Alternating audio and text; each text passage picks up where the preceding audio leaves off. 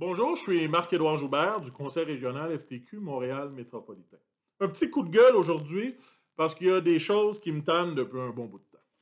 Tous les jours à 13 h, notre premier ministre débute son point de presse en soulignant à grands traits le nombre de travailleurs et travailleuses qui s'absentent du réseau de la santé et des services sociaux, laissant entendre implicitement que la catastrophe actuelle, aussi appelée géronticide, repose en grande partie sur le dos de ces personnes qui s'absentent.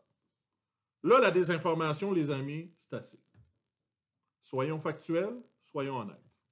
En date d'hier, le premier ministre avançait le chiffre d'11 200 personnes absentes, alors qu'il sait très bien que le tiers de ces personnes s'absentent en raison d'un confinement obligatoire qui a été ordonné par la Direction de la santé publique du Québec. Donc ça fait 3 733 personnes qui étaient en quarantaine. Le reste, 7 467. Pourquoi ces personnes ne se présentent-elles pas au travail? Est-ce par légèreté, insouciance, mépris pour les personnes aînées ou les personnes malades?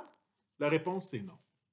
Les gens ne se présentent pas au travail parce qu'on a au Québec, depuis longtemps, un problème systémique, notamment dans le réseau de la santé et des services sociaux. On a un problème structurel, on a un problème d'organisation. Et je vous donne quelques exemples. Avant la pandémie, tout le monde le sait, il y avait un problème de manque de personnel. Ça crée une surcharge de travail.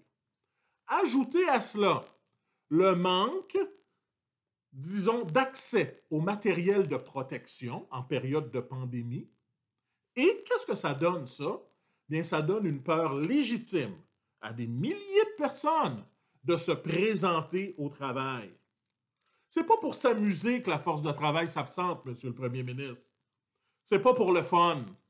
Quand tu prends ta boîte à lunch le matin puis que tu sors de chez toi, puis t'as pas la crainte d'être malade, mais tu as la crainte de ne pas revenir parce que tu vas mourir, bien c'est sûr que ça freine les ardeurs, Monsieur le Premier ministre. Je vous l'apprends.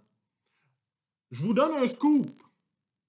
C'est pas parce que vous ajoutez un petit 4 ou 8 de salaire que ça remplace la valeur de la vie. Ça suffit pas à convaincre les gens de se présenter. Deuxième scoop, vous allez avoir dans quelques jours le même problème dans le réseau de l'éducation. C'est pas de l'argent que le monde veut. Oui, ils veulent des bons salaires, on comprend, mais ils veulent que ce soit accompagné de conditions de travail adéquates, en souhaitant que le message ait été entendu. La démagogie, M. Legault, ça va faire. Toujours implicitement mettre tout sur le dos des travailleurs, ça va faire. On a au Québec des problèmes systémiques dans nos services publics dus à un désengagement de l'État.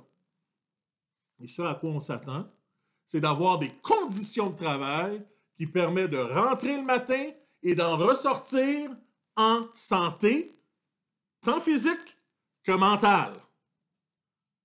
À bon entendeur, merci. Bonne journée.